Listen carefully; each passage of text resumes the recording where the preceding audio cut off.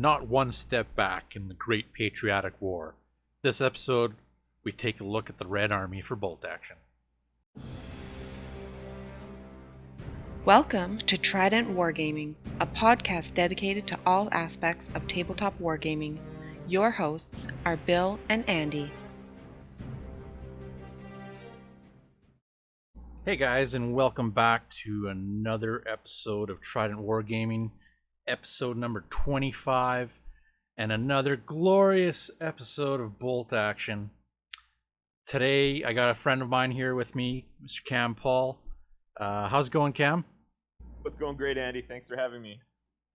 Oh, no problem. It's been a long time actually since we've really talked.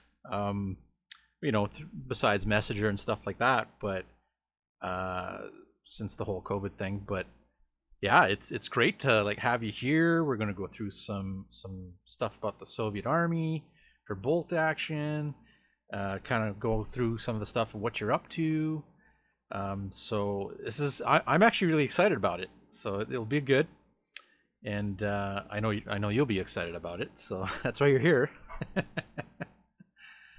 Oh yeah, always gotta love a chance to get nerdy, especially after not throwing dice for year and a half now. Yeah, I hear you. Too long. I was lucky enough to just throw some dice the other weekend kind of thing. So it felt good. It was good to get back there and hang out with a couple buddies and actually play a game. So looking forward to it. Definitely looking forward to it. Of course, all the local guys here in Edmonton. Woo!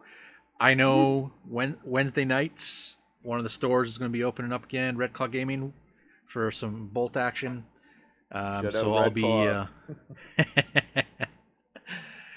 be out there and probably throwing out some training days and whatnot. I know I got a couple new recruits. Bill's one of them. So it'll be some good and interesting times, and let's get the dice rolling again. So gonna let Cam kind of go into a little bit of detail about himself for pretty much how he got into this crazy mess we call the Soviet Army. Oh wow, it's a great question, Andy. So I've been in a hobby a little while. I kind of dabbled as a kid, but honestly, I could never afford it. And so got a little older, and bolt action is probably the first system I really jumped into hard. And part of that is the community, and part of that has been just the theme. I mean, it's interesting. It's got historical. It's a very cinematic game for those that haven't played it. It's quite immersive, and I was really drawn to the Soviet Army right from the start, and I think a lot of that had to just do with not just the historical aspects, but it's very thematic.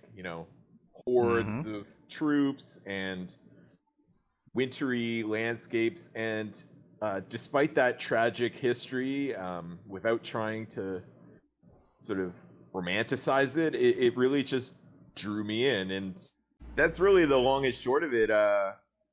Still love playing Soviet lists, still love playing bolt action, and nice. Yeah, it's kind of the first love when it comes to miniature wargaming, and as much as I love Warhammer, 40K, all that, bolt action is really my one true. No, I hear you. It really grabbed me as well when I first started getting into it. And the funny thing is both Cam and I actually started in bolt action about the same time, and we both were playing Soviets for our first army, yes, right? So yes, comrade. It was, yeah, Commissar. So we were both entwined, and we came out and checked out the games that were happening, and we just totally fell in love with it. So and it's pretty neat to see the different armies that we come up with. And there was also a third person, Derek. He was also playing Soviets at the same time, so we had like a little bit of a trifecta, you know, and it was good. It's true. It was a lot of fun. We all had mass infantry, which is a thing with them. So, yeah. Not the So, only as thing, you know. but definitely big thing. Yeah, well, that's one of their rules, right? So, but before we go any further, any deeper with this, I do want to plug Cam's Instagram and whatnot here. So if you check out In Search of Lost Dice, Cam does do a lot of hobbying. He's a mini fanatic, just like the rest of us. He definitely whips out a whole bunch of painted miniatures, from bolt action to Marvel Crisis Protocol to terrain.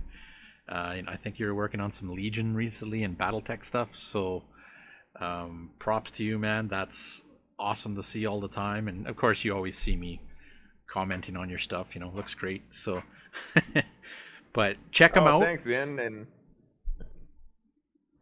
yeah, that's kind of you. Appreciate it. Not a problem. Not a problem. But okay, going into full swing here with the Soviet army. So, kind of pros and cons for the Soviets. Like when guys are looking at these armies, you know, maybe they're looking at more of a game term compared to, like, you know, historical kind of whatnots.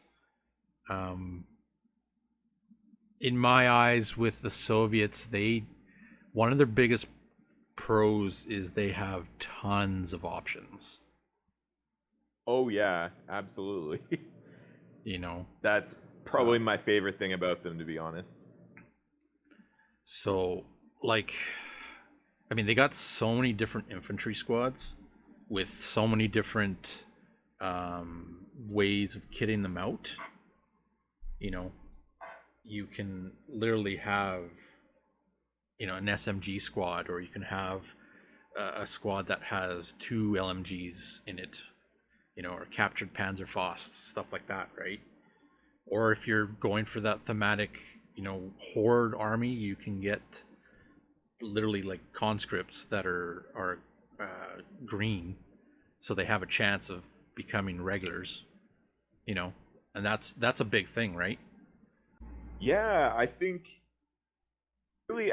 one of the things I love about them is how many options you get. As you say, Andy, for those who don't know, the Soviets were able to, at least in bolt action and from what I understand in real life, draw on a lot of the technology and the materials and resources of the other allies. So through this Lend-Lease program, they had access to a lot of cool toys and troop choices from other army lists. And that just opens up this amazing box of army building potential, and it just keeps it fresh. I generally am a rule of cool player. I don't obsess over you know, how many rivets that tank has, but Yeah. it does mean that I can make the list really as like basic and simple and manageable as I want, and that's totally what I did as a new player, which we can talk about later if you want. Or sure. as just wild and diverse as the rules allow, as I draw from all these various sources. So you can have, you know, your British tank with Soviet troop choices and all kinds of cool stuff like that. So it's that variety of options that really keeps it fresh. It's anything but a one-trick pony. You can do it all, really. Yeah, With some there's been trade-offs. oh, for sure, for sure. Like most armies, right? But there is, it's pretty cool with the like you said, the Lend-Lease, because they actually have put in, you know, mechanics for that, like rules for that, right? So it's pretty neat that they do that. And then on top of everything, like one of the cool factors is like tank riders, in my opinion. Oh yeah, that's the first thing I got. Just had to do it. It's what you see in the movies, right? Oh, for sure. And like, I initially I didn't use them, and then it was funny because like, and this goes for both bolt action and tank wars, because you can take infantry, right? And they tend to tell you, you need to have a transport for any of your infantry and tank wars. Well, my tanks are my transports for my infantry, for the Soviets. So it's Absolutely, and lots of cool like rules options and little tricks with that in terms of getting troops where they need to be and getting them on the board even. I love it. Oh, for sure. But and the nice thing too is they have like their weapon options, like with the captured Panzerfausts and stuff. No, they don't have a bazooka or whatnot, but they have that. They do have the flamethrower, which has its own special rules as well. They also have I think they're combat engineers with the body armor. Oh, yes. I think they say in the book they strapped like metal to their chests or something like that, and yeah, those guys are pretty beefy. I know I've played a few games with them, and they can take some hits. Yeah, assault engineer squad. That's what they're, and yeah, they're veteran, so already they're going to be tough as nails, and then next thing you know it, they're even tougher with the armor. So I believe you can even put a flamethrower in that squad. Yes, you can. Actually, I'm looking at it right now. Yeah, you can. That's crazy. That's crazy. And they're tank hunters too, right? If grenades are taken, okay. So yeah, they've got a lot of options. But the nice thing too is like there's so many more units, right? You got your scout squads that have their own special rules. You have your anti-tank units that it's like a 3-for-1 option. Right? Yeah, it's one of their national characteristics, their sort of army special rules, right? Yeah, and we'll hit that up a little later, but no, it's cool and like real cool too. Like you said, they have Siberian squads, they've got ski troop squads, stuff like that. So you could really, really definitely play different aspects of the Soviet army. So whatever you're looking into to trying to do, if you're wanting to do the winter battles, they have big plastic kits for that, plus pewter support kits. If you're looking for more of that summer fall kind of look, they have that too. Plastic kits are pretty neat. They're nice. A lot of options on them. And then not to mention, like, you got quite a few campaign books that they're actually in as well. So yeah, I mean, as far as options go, especially with this, well, I guess it's recent-ish Stalingrad expansion, or campaign book, I should say. All sorts of cool new options, new sniper team options, and partisans, and tank option. Yeah, sky's the limit. Really, there's a lot, and like that Stalingrad book is actually pretty thick. So there is there's a lot of info in there. I mean, it is 176 pages. It's definitely one I would pick up. Well, I have it, as we all know, but if you're looking for one, like that's the one to go for. But lots of campaigns. It's a beautiful book as you're going through it, with a lot of pictures and maps, city fighting rules, dug-in vehicles, all that stuff. And of course, they even have other other army rules in there too, like Romanians and stuff.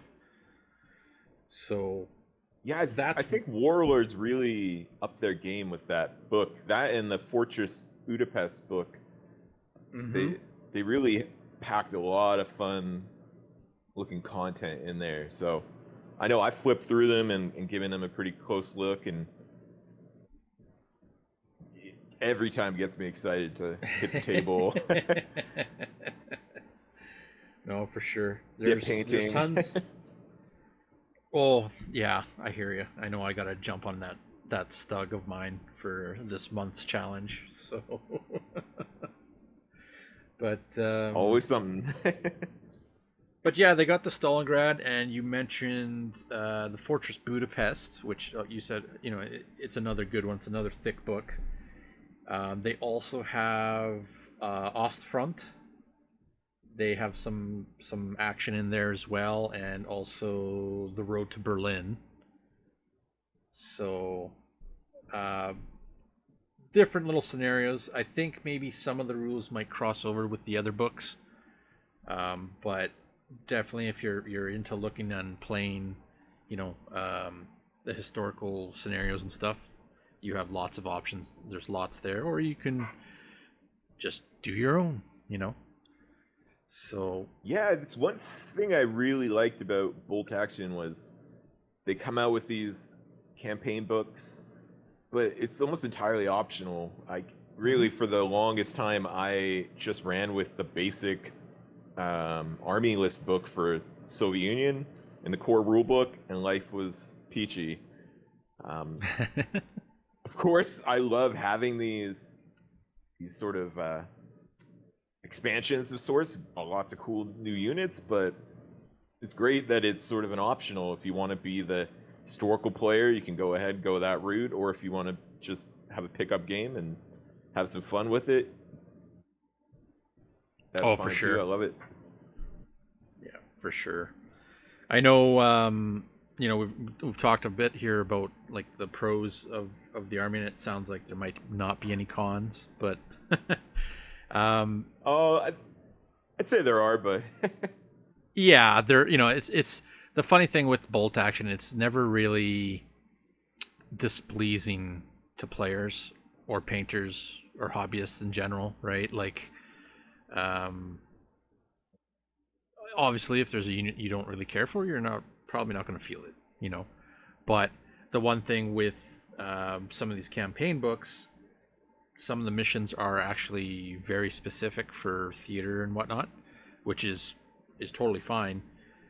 Sometimes you might not have the option of getting or building some of the proper units that they're using, so you kind of have to outsource for other miniatures.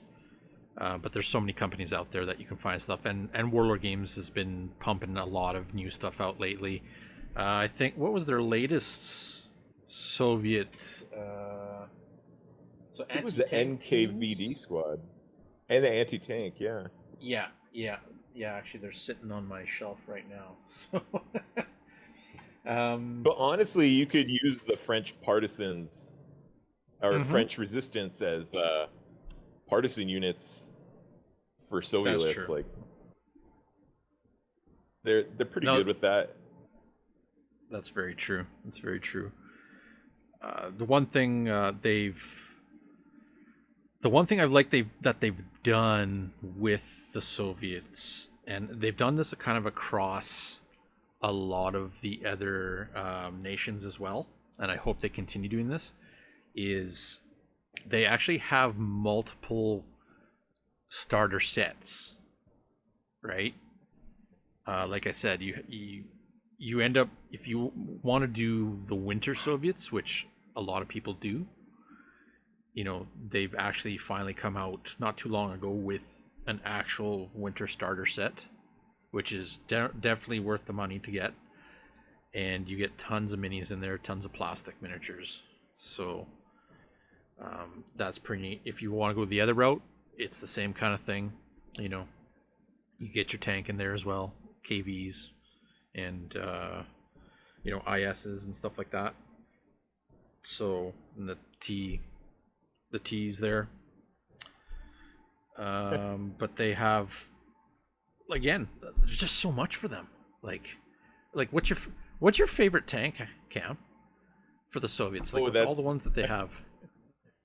What drew me to the army was the KV-2. For those that don't know, and I didn't know until I started getting into the game, this thing, it just looks like a box on treads, like a the tin can of Spam with treads on it. Huge thing, and it was just a blast of paint. And when it's on the table, it's pretty beefy. So that's probably my favorite in terms of just all around cool factor. But is it the T? Now I'm blanking. T-28s or T-35s or whatever they are. Their like main tank is my favorite for sure in terms of like points. And the T-34. Yes, that's it. Yeah, not the 85, right? Or you're talking like the regular T-34. Yeah, just the regular T-34. It's kind of like if I had to get one tank, like I'm a new Soviet player, that was it for me, and would be my suggestion to somebody else, just because the points aren't that bad and it plays well. It's fun to paint. It's plastic. Yeah, and checks then all my plastic boxes. Kit has the plastic kit has options in it too, right? So, but yeah, it's definitely a fun kit. They have. It's nice because they have illustrations on the box sets for, if you want to do a winter kind of camo for them as well. So it's good little kit. I'm impartial to the T-34-85. Always has that cool look to it. So bigger cannon, but very cool. It's fun. I remember, so a little war story for you guys. I do remember playing Cam, and I was playing against him with my Blitzkrieg Germans, and I had a Panzer II, and you had a T-34. I don't know if you remember this or not, but I was able to actually, I was actually able to pretty much track you, immobilize, and I think your turret got jammed in a direction where it kind of put your T-34 out of commission. But those games that we've had in the past, like, they've always been really challenging, especially like being a Soviet player, but actually playing against another Soviet player, but using a different faction, Yes, I'll be honest, I don't remember that specific game. I likely blocked out that memory. But yeah, they're just a lot of fun to play on the table. There's a lot of troops to push around, and especially with Bolt Action's dice bag, you can really get a lot of dice in that bag. Mm-hmm. So if you're playing against the more like elite armies, low dice count, you can really just have a lot of, I don't know if board control is the right word, but you get where you want to be without the other player being able to get all of their moves in. So there's a certain amount of strategy to that. Yeah, and sometimes it's a little overwhelming for the other player, right? Because if you have so many units. So yeah, and that just seems like wonderfully thematic at a certain point. Like, just big blobs of infantry, and luckily they're pretty affordable to buy, so I don't have to worry about dropping stacks of cash for filling an army out, because the main plastic boxes are relatively affordable, and you can get an army together out of those, really. Aside from a few, this is a con for me. The boxes don't often contain, I think it's the SMGs, the machine guns, don't have enough to fill out the squads, but... Oh, that's right. That's right. I do know they sell like the individual weapon sprues or whatever, but... You're better off just getting another Honestly, box set. yeah, really, you're gonna need it, and if you're playing with people you know, what's the big deal? Just Do you, because you have the Winter Soviets, right, Cam?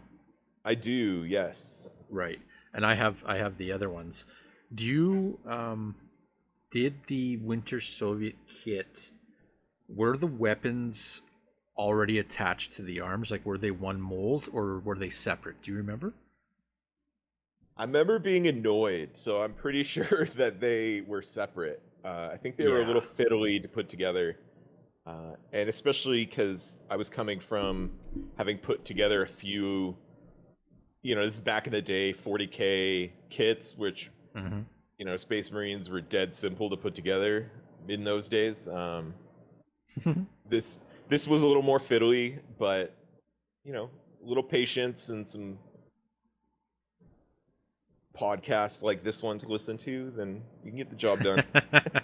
Yeah, no, it seems it's in a little bit of an older kit, because I know they've revamped the American kit, and it's a lot better. And even I believe the British Canadian kit now, like, everything's molded on the arms, so it's you just pick those arms you want to use and you slap them on. No fiddling around with the weapon, and you're good to go, right?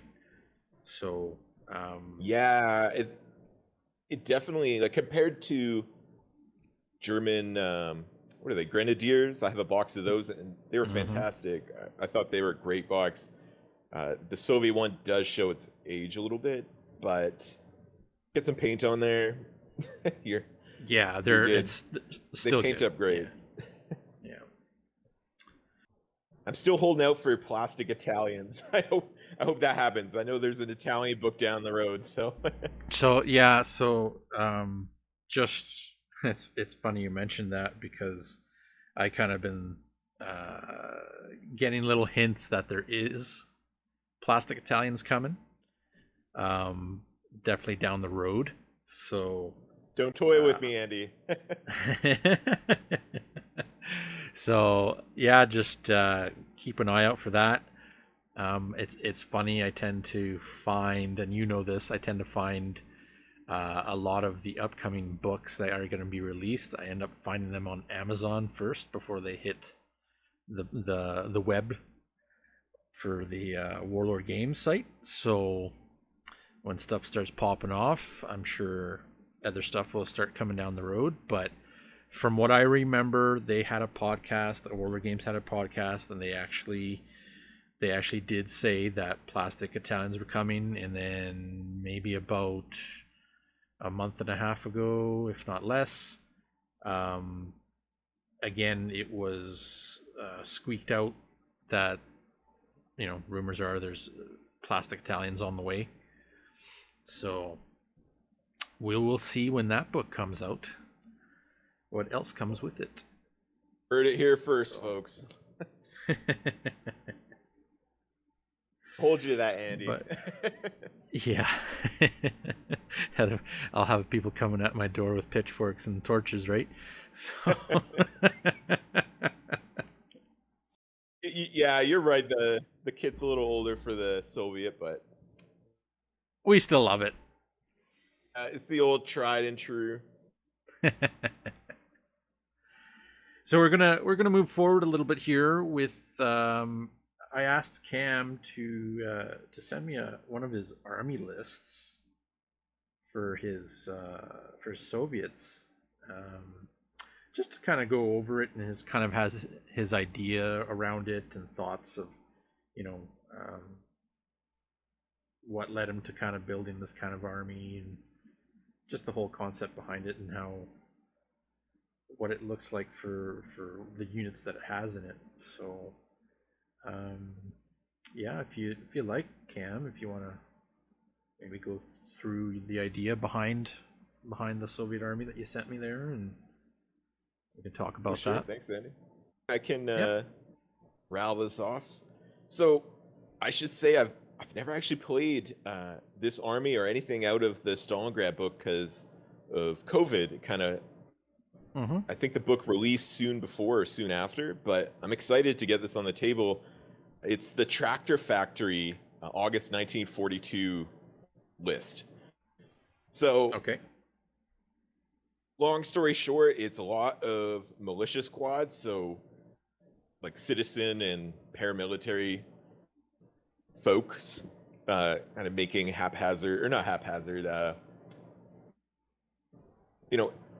being called up and just kind of becoming little squads informally. And so there's a lot of that, as well as a lot of tanks.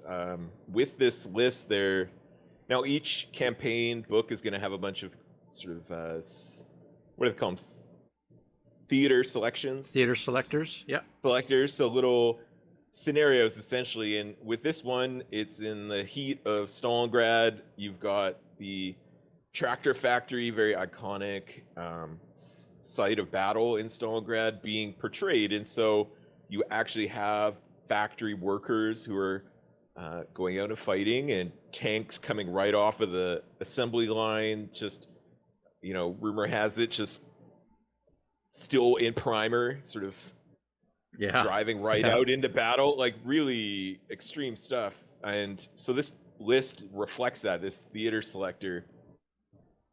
And you get a free factory T-34, and which I think is really cool. You get it inexperienced, and that's a factor to think about. So it's not going to do as well. I believe the tank has an inexperienced crew, that kind of thing. All of this stuff adding up to thematic, like big, bold, marquee letters, thematic. I just love it. So, got a regular lieutenant here, 2 inexperienced militia squads. Both are green. So, for those that don't know, that means you kind of roll off, you hit a certain number, the squad will level up to regular, so they do a little better, or you can lose the squad entirely if you do really badly, or they just stay inexperienced, meaning that it's a little harder to get shots off, and ultimately it just means they're a little cheaper. So it reflects that these are not your rank and file troops. I have a commissar in there, which I don't normally run, an inexperienced commissar, but thought that'd be interesting. A Frontnik commissar, which I believe was a new unit. Mm-hmm. Now, this person has a very thematic rule in that if a squad doesn't pass their, I believe it's morale checks, that he shoots one of them. So you just lose somebody from that unit and you do a reroll once. So, yeah, thematic again. A grizzly very much suits the scene of this like desperate battle. NKVD squad with submachine guns, and the entire squad being fanatic, kind of giving them that extra oomph to get in the fight. Naval squad, just because I think they look cool and I wanted to paint them. Like I said, rule of cool.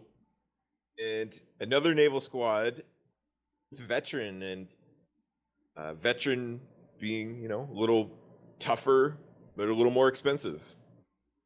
Their People's Militia Squad, also green and experienced. Now, the anti-aircraft gun, which is really not shooting at aircraft, because it occasionally comes up with bombardments and things, but again, I just had the model, painted it up. Would love to see it on the table. And you have the option of, I think you can actually run 2 of them if you want, sort of as anti-aircraft positions outside the tank factory. So again, super thematic. Yep. Sniper team, which is like a must-have in my mind. I always run them, a veteran sniper team. Got a heavy mortar and a Ziz 3 divisional gun, so that's your big artillery there. And an anti-tank gun, which I generally would almost never run, but in this case, it just kind of fit the points values, and hey, why not? And then 2 more factory T-34s. So at this point, you're looking at 3 tanks for the list. Granted, they're not going to do great. They are all inexperienced. They aren't gonna. They're not gonna like rock the Dominate board the like board? you. Yeah. They're not gonna do what you think they're gonna do. But I want to see what 3 T-34s will do, anyways. And I've never seen a list like this in bolt action, and figured, why not? Let's throw a list together for Andy and see what happens. It's just fun. That's just under $12.50. I think it's $12.49 with a bucket of dice, 17 order dice. That's a lot. It is. So, depending on your event, I know some of the events we've attended have had restrictions on the number of dice that you can run in a platoon. So that's another kind of like con to Soviet lists, is you can end up not getting to run some of the. I found like putting 3 anti-tank units into one slot, you suddenly have 3 dice. But if your event has a dice cap of 12, well, you're not gonna run them anyways. Yeah. As for like future events, I'm not sure quite yet for like dice. I probably won't, because it's part of the game, right? But going back to your list, there's a lot of bodies.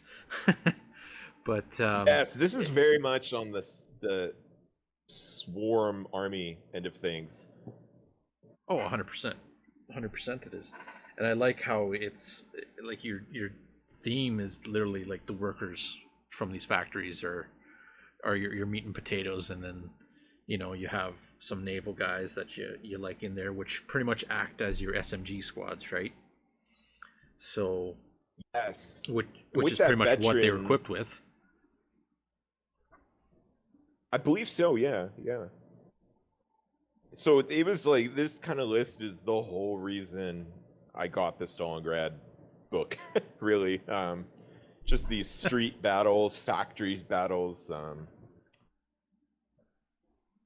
I wouldn't want it any other way. Just a thematic list that hopefully isn't too cheesy, with a whole lot of units on the board and 3 tanks to.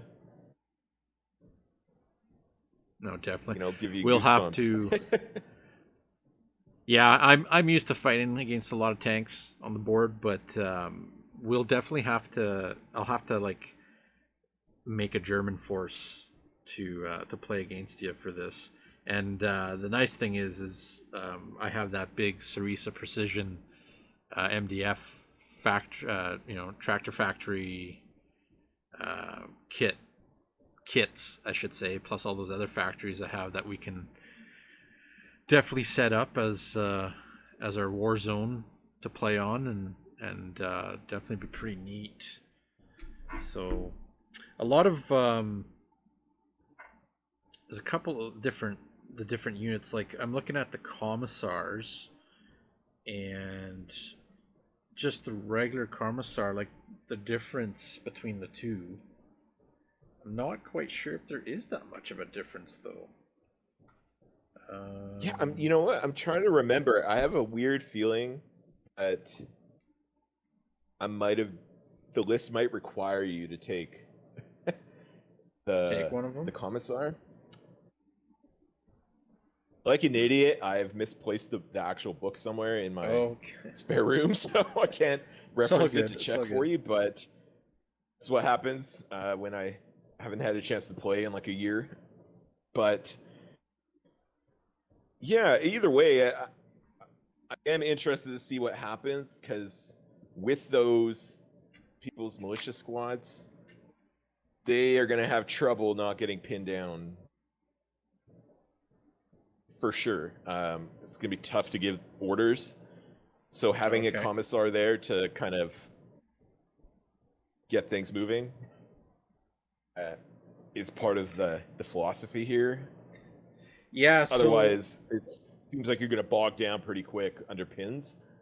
But yeah, and that can happen. I know that happens with my French all the time. So, except I don't have commissars.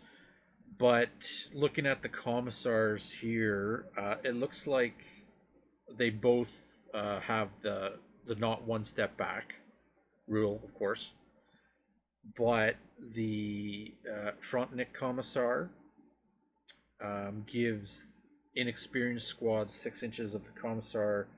They don't actually suffer a -1 hit penalty for being inexperienced. And I love that rule. Comparing that to comparing that to the other Commissar, that's quite a big bonus. I think so too, because now for those that are listening, like the regular Commissar is 15 points, whereas the Frontnik is 40. So first thought is like, well, what's with the extra, 25 points? But if you're sitting in next to a big blob of militia squad, like inexperienced troops that are going to regularly get that -1, or a squad or 2, who knows, you could make those points back by not having to upgrade those units to regulars. So when they get upgraded, dropping that -1 penalty on to hits. I think it's pretty cool. Considering game-wise, I'm going to want a Commissar there anyways. Yeah, especially with the inexperienced units that you do have. I know when I play my Soviets, I always have a Commissar because I always have some kind of inexperienced unit, right? So, and it's just thematic. It's look for the guy with the blue hat and the blue pants. He's pointing. You better go there. So, not asking politely either. No. But you know what? A lot of times it saves that unit. It really does save that unit. I mean, just being... it works in game. Like, it's helped me out a few times, and there's nothing worse too than losing a squad to the green check. Like the first time they take damage, you've got to roll the dice and see if you meet the requirements to even stay on the table. So I think if you roll a 1, you lose your whole squad. So that kind of gamble is constantly in mind with these green squads, and so having a Commissar there for the ones that do survive that test, to not see them just get pinned down to nothingness or not able to get any wounds on another unit because of the penalty of staying inexperienced is kind of an insurance policy in my mind. Not a perfect one, but I hear you. And then like moving on to like the People Militia Squad, I like how they literally all have rifles. It's literally like the Commissar was handing out the rifles and just get to the front line, as I was making this list and putting those squads in, I was thinking of that, was it Enemy at the Gates movie, where they're crossing the river and they're just tossing bullets into one person's hand and rifle in the other one and just kind of kick in the butt and get in there. With the man in front of you with the rifle. Yeah, and so I'm glad it's not me, but in game it's just, again, thematic. And I was excited to hear that not only Warlord came out with the metal partisans or People's Militia Squad with some, well, I think, like, gorgeous sculpts, but also Wargames Atlantic has a plastic kit with like 30 of them or something. That's right. Finally affordable partisans, and so here was my chance. Why not give myself an opportunity to spend more money? I don't know. on the stuff we love, right? Yeah. No, but it's a pretty neat army. T-34s, obviously, that'll be interesting to see on the board. And of course all the rest of the stuff, the ZAS 3, I use that one too, so pretty neat. Your standard kind of gun. but having seen this actually fielded on the tabletop will be pretty fun to see, especially compared to what I might be able to bring with the Germans, which is probably going to be a little bit more elite, but and probably less bodies at that. But regardless, it's going to be fun. Oh yeah. It's always a good time, and especially when I get a chance.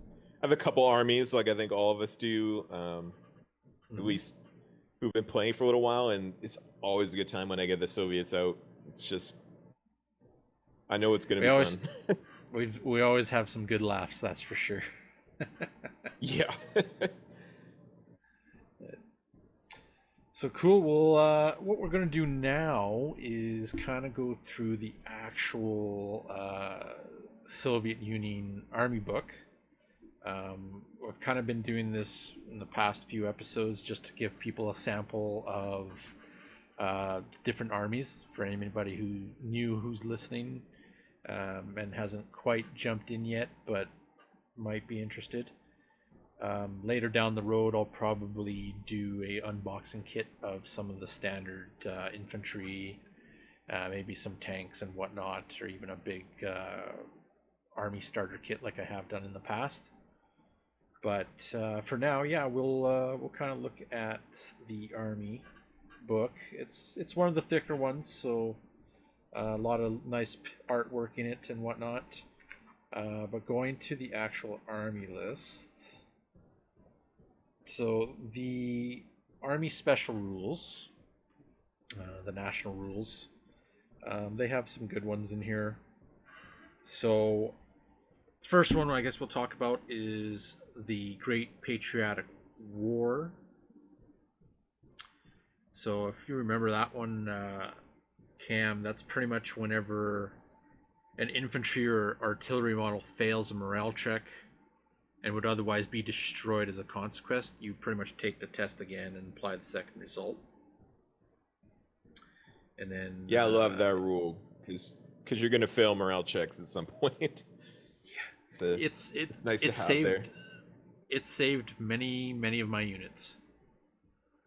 So very strong. It's a very strong rule for them, and it works well just due to the fact that, like, when you get hit with that prep bombardment and you have 17 units out on the board, you're making these morale checks, right? That reroll helps a lot. So it's definitely a good one. So next up we have the quantity has a quality of its own. And this is where our horde rules come into effect, I think. Yes. So pretty much the quote here for this is, if you have more men than they have bullets, they will eventually run out of ammunition, which we've seen that on the field, on the tabletop, So to represent the vast... Go ahead, Cam. Oh, no, it's okay. Go ahead. So pretty much it's what it is it represents the manpower, the vast manpower of the Soviet Union. And literally your force gets a free 12-man strong rifle squad of inexperienced infantry equipped with all options available to them, which is mainly just rifles and even anti-tank grenades, for free. Oh, yeah, I was just thinking, for a game like Bolt Action, with so many of the scenarios centered around holding objectives, in which case you need a unit there, even just having an extra unit on the table is really beneficial. I mean, just to sit on an objective and hopefully score it by the end of the game. Oh, it's great. 100%. You didn't pay for it, so. And the thing too is it's green. It has the green rule.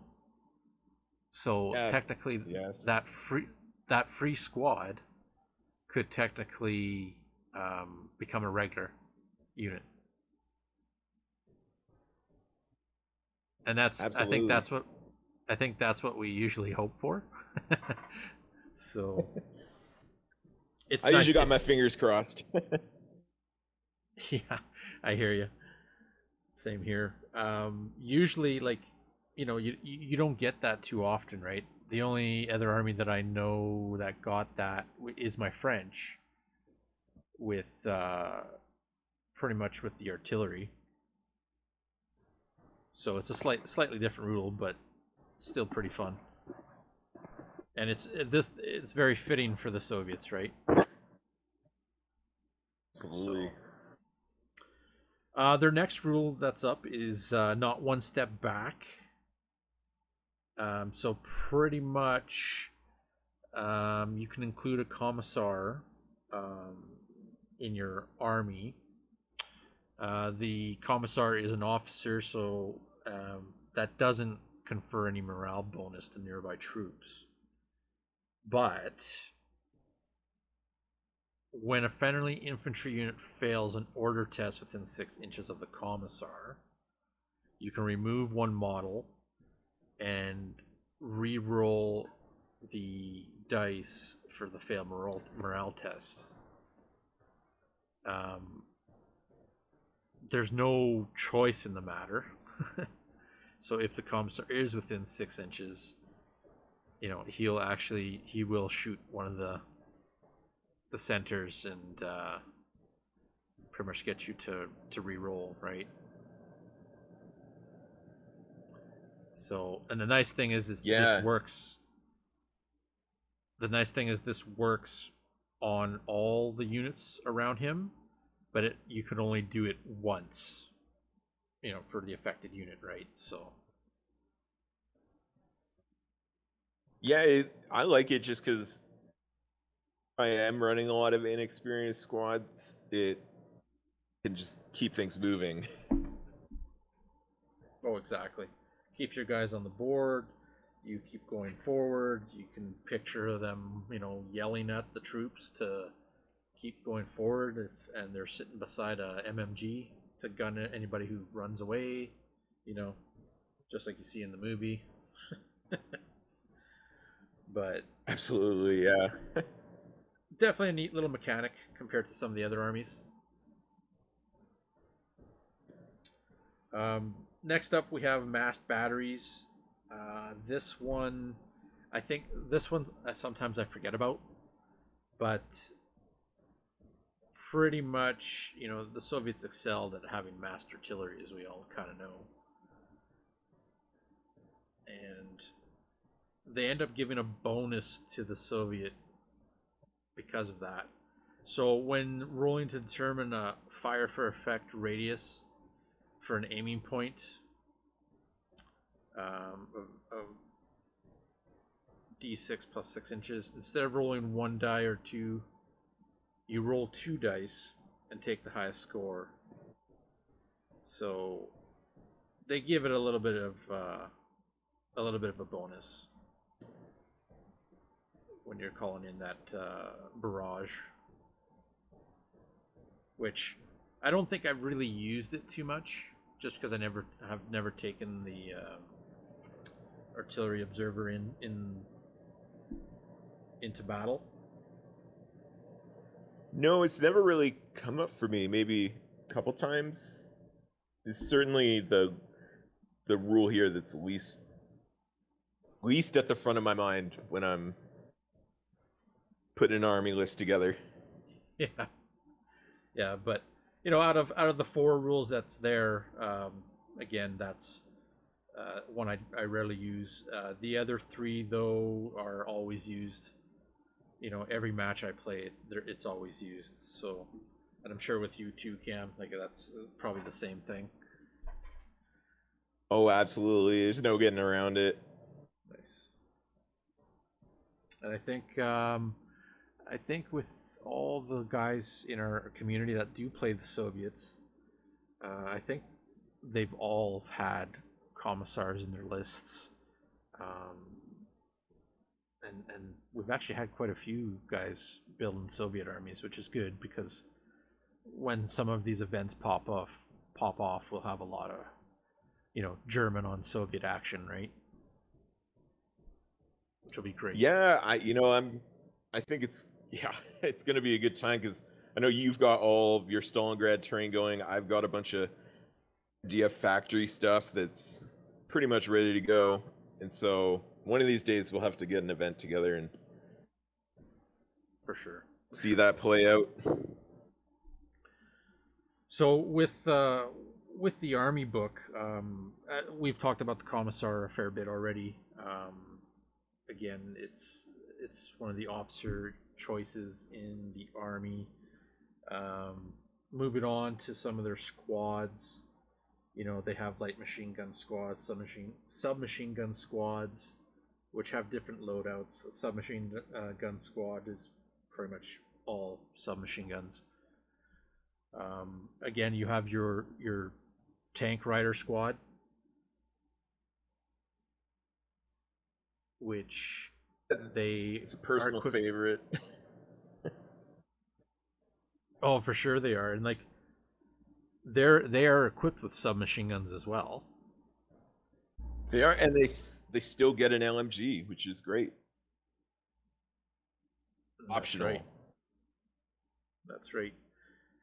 They also can get the body armor, and that's I forgot about that. That's I mean, it's going to be an expensive unit, but that's going to be a tough unit. Yeah, I really enjoy running them. I just find sometimes that they don't get as far as I hope because as soon as they start getting shot at, they have to dismount, if I remember correctly. So, yeah.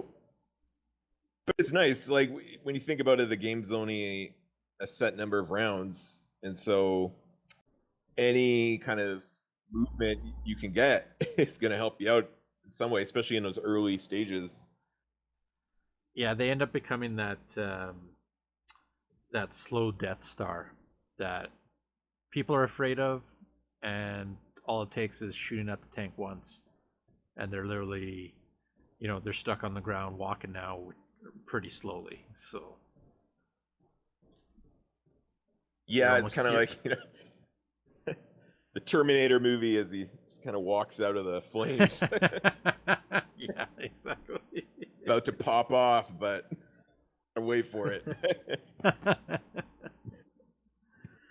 So a few more of the squads, guard squad. It's a couple different options, LMGs and whatnot. Veteran squads, pretty much like most other armies, they're veterans with a whole bunch of gear. The NKVD squads, as you mentioned earlier, so they pretty much are just another squad, same kind of equipment, except that they can be fanatics. So that's a little different. The Strafbat squad, I'm sure I butchered that name, but they're in there too. They're pretty cheap. They're unarmed, but you can give them rifles. And they're shirkers, so haven't really seen that too much in our battles. Yeah, I ran it a couple times and then didn't. I mean, it was pretty much just for blocking lines of fire, but it was a cool hobby opportunity because I put some shovels in their hands and canteens, that kind of thing. They're unarmed, so I mean, to be honest, I'm as you know, or most people know, like a hobby more than I game. So any of these kind of unique units, I'll usually give it a shot on the paint table or hobby table and see what happens. Yeah, so like if you guys don't know what that squad really is they were pretty much penal battalions, formed of troops accused of cowardice or desertion, or from civilian prisoners, right? So that's pretty much the squad that you get to play around with for converting and whatnot. Yeah, it's super cheap too, like 35 points. I think it's 35 points, and then an additional 4 points for up to 7. I mean, you could pay for rifles if you want, but even keep it cheap enough, 35 points, and it's a die in the bag. Not the worst thing in the world. Yeah, there's that, and there's also the fact that you could literally have them just sitting on something to secure an objective, or to even to contest in a zone or something, right? Like, if you're using them to contest, like, the opponent's going to have to deal with them eventually, right? And absolutely, I mean, if they're taking shots and your better units aren't, then they've done their job, right? So, which is great. You can also use them for even if somebody has an MMG with ambush or something set up. If you're in that right position where you'd use them to screen your next move, your next unit, just trying to move them across the board, there's that option too, right? Just little tactics like that. And that's the only thing I tried out with them, was that screening, and it's okay, something to do. Yeah, the different flavor to your list. See what works. No, definitely. Definitely on that extreme end of horde army, though. Yeah, no, for sure. Throwing that in there, you've kind of hit the threshold. Oh boy. We have cavalry squad as well. So those guys are tough fighters. They're pretty much Cossacks, just from what I'm reading here. But it's an interesting unit. We got some penal militia squad, which we talked about, or not penal, people's militia squad, I should say. So we talked about them earlier. We got a Siberian squad, which tough fighters and tank hunters are really the only difference. They are equipped with the same kind of equipment, SMGs, LMGs. The models, they look pretty neat. Plus, I think in the actual kit, you get a different looking commissar with like the megaphone. I think so, yeah. Yeah, I remember actually getting this set, and I already had a commissar, and then I gave it to Curtis. So, yeah, it has like he has kind of like a winter jacket on, or a black leather jacket on, and yeah, it's a pretty neat model. Yeah. Oh, I was just gonna say, for anybody that's new getting into the Soviet stuff, there's all these lists, options in terms of units, but for Siberian and stuff, as long as they've got the right weapons, I mean, I've never been called out, and I've never even bought the Siberian squad box. To be honest, like, it depends on your group and who you're playing, but I've found in most cases the general plastic box will do you pretty good and get you, 75-80% of these units if you really want it to. So, oh, for sure, and something to think about. There's nothing wrong with that either, right? Like, I think the only difference with the Siberian squad is there's like some pewter heads and whatnot, and maybe some pewter equipment that come with it. So, I think so. It's not a you must have it kind of thing. So, but going forward, like a lot of these other squads, there's a whole bunch. There's ski troops and airborne. You got partisans. You got some scout squads, which have a little bit different rules. They pretty much count as observers or snipers for setup purposes, and they also have behind enemy lines, so they can outflank. which is pretty neat. And the models are pretty cool too. They're sneaking around with, you know, knives and everything. Yeah, I love that box. You got your assault engineer squad again as well, with the armor, flamethrower inside the actual unit, so that's kind of protected. Motorcycle squads, medium machine gun, heavy machine gun squads, you know, all the basic units that are in almost every army. Now coming down to these anti-tank teams, they have, I believe, yeah, so Soviet infantry anti-tank weapons, they tend to have a, I believe it's a 3-for-1 choice. Where is it here? Yes, I believe it's 3 for 1 slot, if I remember correctly. Yeah, extra selection. So you can take up the 3 anti-tank teams, any mix of the rifle teams, the ampulette anti-tank teams, the tank hunters, and the dog mines. So as one selection in your platoon. Yeah, I know. But they do have, it's tough. But they do have, you know, they do have a selection of that, right? So I mean, they're fighting all those panzers that were coming through, so they're trying to come up with tons of ways of trying to take them out, and some of them are pretty cool. Some of them are like the dog mines are a little random because you got to roll to see what happens. So sometimes the dog runs off, or it actually works, or it doesn't. So pretty neat on that. I definitely am a fan of running the tank hunter anti-tank teams. I don't know why. I think it's just like kind of area denial, or at least makes you think about it. If, as an opponent, am I going to move my tank down there? Having a Panzerfaust to at least force you to think about it is nice, and it pre-deploys like a sniper, so you can move it up the board and what you want with it.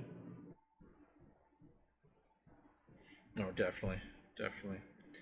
Moving over to their like anti-tank and artillery and stuff.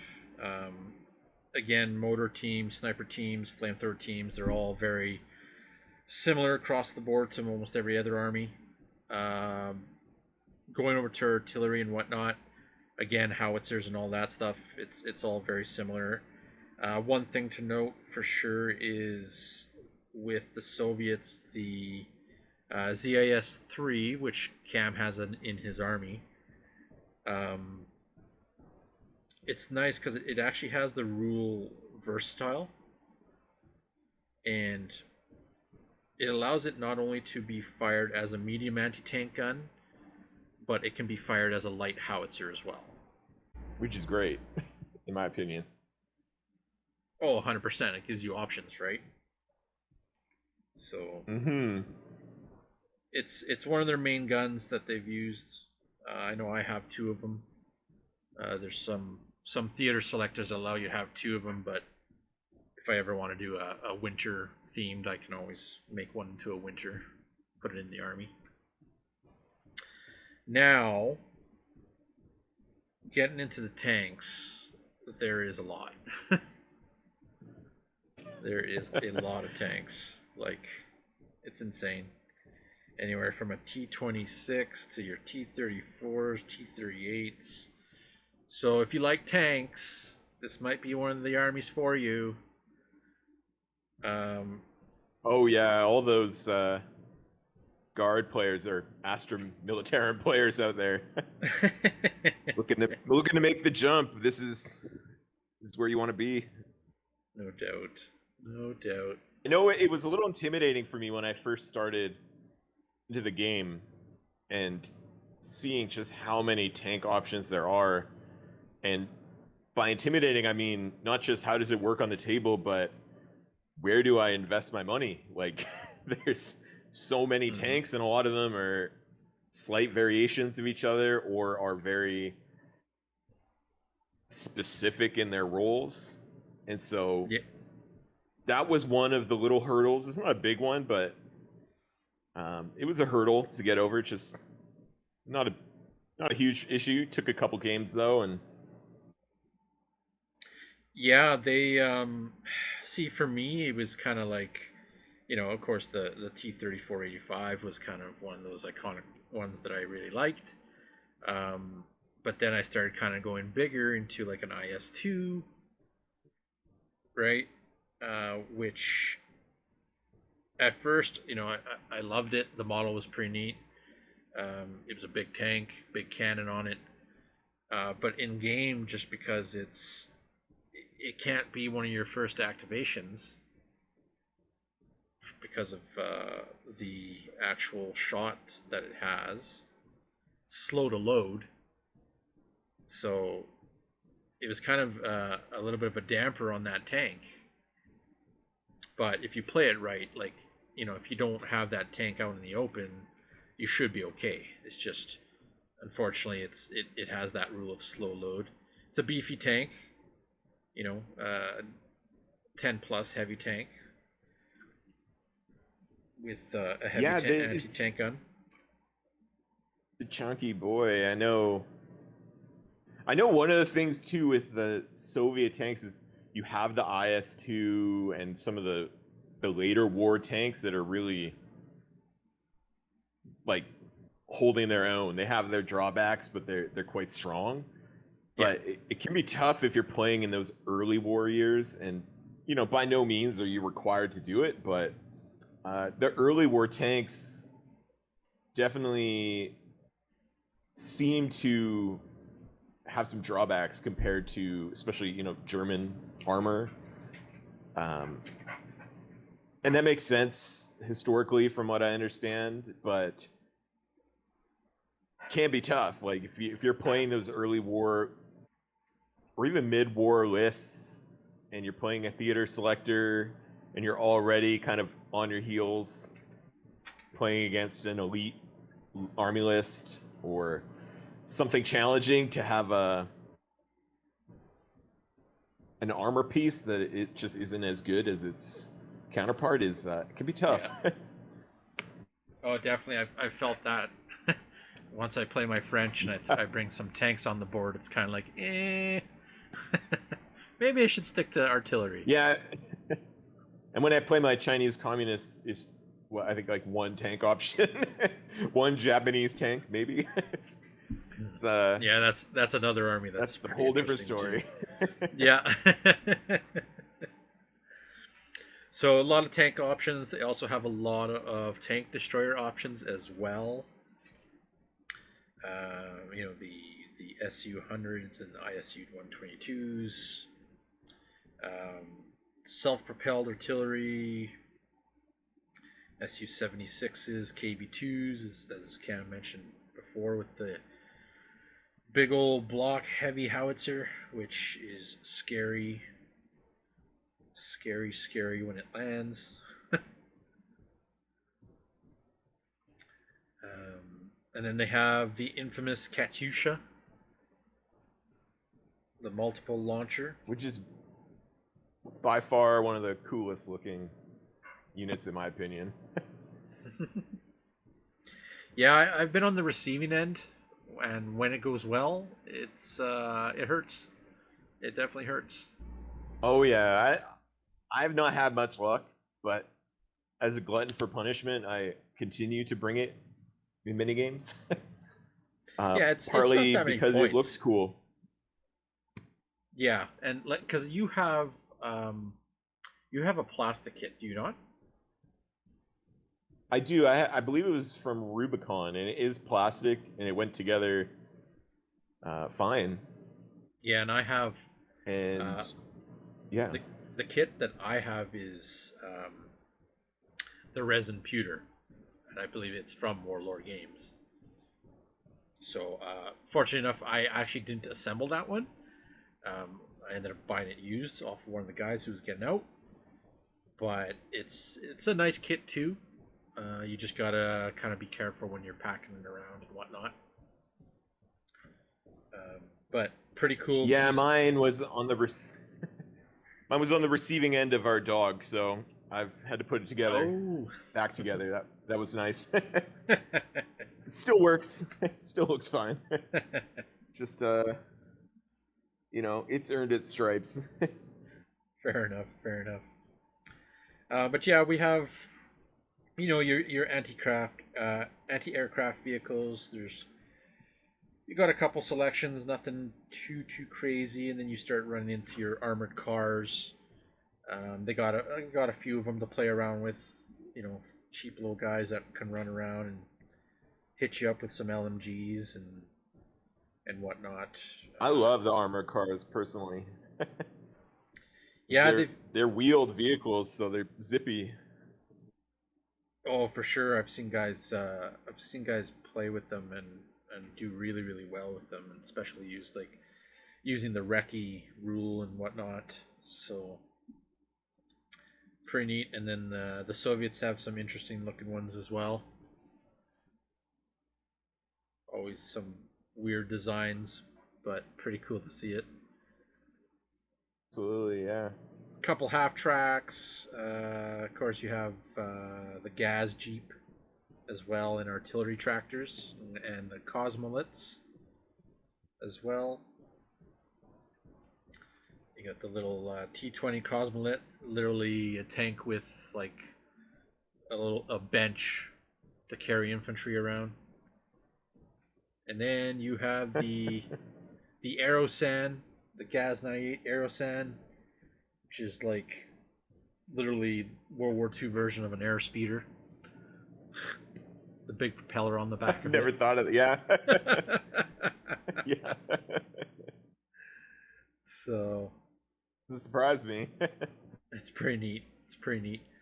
And then the book at the end of it has the Lend-Lease program as well. So you're able to take a couple of the American, you know, like M3 Stuarts, Wolverine, Shermans, the Lees. You also have the Tetrarch as well.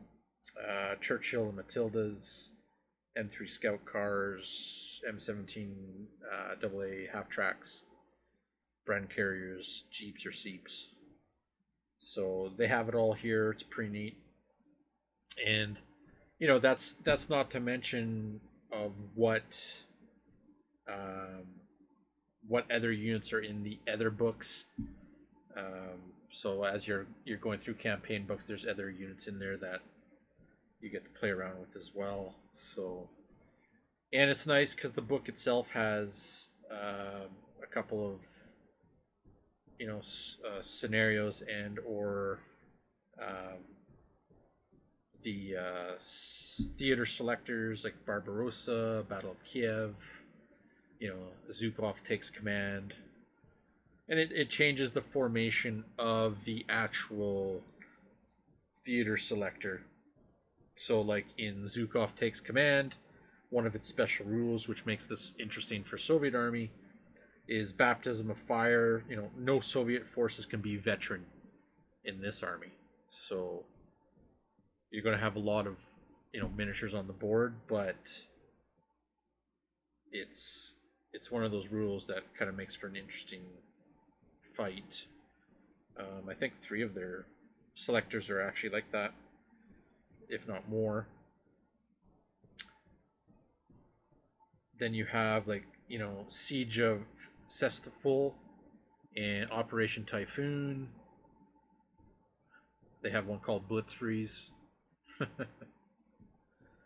So there's quite a few.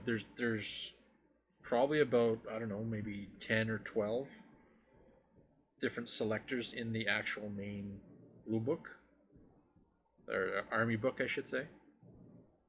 So yeah, there's a good chunk of them. I mean, I forget about some of these now that I'm going back through them with you. It's some fun looking stuff, especially I never really use them, but they always interest me, the weather rules in particular, and the various optional stuff that you can really yes, customize your scenarios with. And give some meaning to ski troops and these other specialized units that ignore certain weather parameters or movement deterrence, that kind of stuff. I don't know. It's there's a lot of cool stuff even here. I mean, this is really just the army list book, and you've got a handful of scenarios right there. It's nice.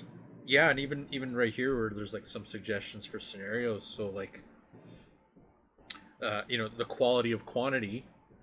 It literally is saying that, in any game set during the final year of the war, from mid 1944 onwards, like the Red Army player can substitute his free and inexperienced rifle squad for, a free inexperienced Su-76, a medium mortar, or a ZIS-3 divisional gun. Right? Like, if for scenarios, if you're playing further, play with the rule and try it out, see what it's like. They got just stuff like that: anarchy, forest and swamps, deep snow, frostbite, and it's pretty cool to throw that into the games. And I know there's tons. Yeah, I think that's one thing Warlord does really well is you have the framework of your game, but it's a little like an onion. You can just peel it back as much as you want and find new ways to keep it fresh, and no need to get bogged down with more tables and more dice rolls on the side. But I'd argue that there could be an argument made that there's a little bit of that in bolt action, but yeah, it's nice to have that there just for players to really immerse themselves in it. For myself, that's really what I'm looking for: fun, immersive game with some challenge. That's a bonus to me. Nice. No, that's really well said, Cam, and that's exactly what the game is like for me as well. Even with the community players here locally, we have all different sorts of players, and there's always like different challenges with each army that we face, right? Like, I don't know how many games I've played where it's literally been a draw because it's been that much of a good fight, So it's always fun. It's always great to have all these different players come out and play, and I think the hype is getting real here again, because finally us here in the city, we're actually able to go and start rolling dice again. So I know myself, I'll be trying to shake off the rust, so to speak. And I think that's all of us. So, but yeah, no, that's pretty much going to be it for the Soviets for this episode. So again, thanks, Cam, for joining me on this one. It's been really fun doing it. Like I said, it's been a while since we've actually sat down and chatted and just kind of hung out and stuff too. So thanks for having me, Andy. I appreciate it. Not a problem, and I'm sure we'll have you on again. Probably even get maybe some of the other guys together and just have one of those, chit chat kind of episodes. So yeah, it's a good chance too to thank you and you and Bill there for the other guys that have dropped in for putting together this kind of content. I think it's really great for not just our community, but just wider hobby. I mean, everybody needs a healthy outlet these days. When you're many of us still stuck at home, why not hit the paint table, or even just read up on some interesting units? Oh, for sure. I know with us, we tend to we're heavy into Horus Heresy and stuff and whatnot, but we're definitely kind of expanding to just trying to get a wide variety of different games on the podcast, and even just our Instagram and whatnot. So you guys out there, thanks again for tuning in and checking us out.